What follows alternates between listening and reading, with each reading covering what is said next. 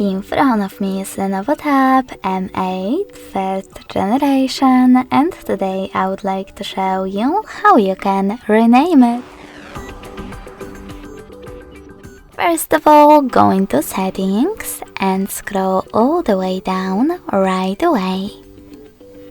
Now select system. Finally, click on About tablet at the top. Click on device name and type in wherever you wish to.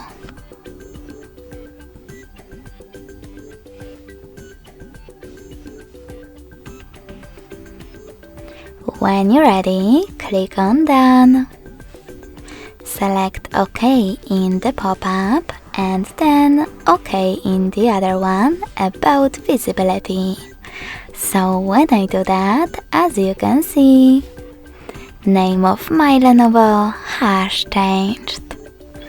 Thanks so much for watching. If you enjoyed this video, smash that like button, comment and subscribe. Bye!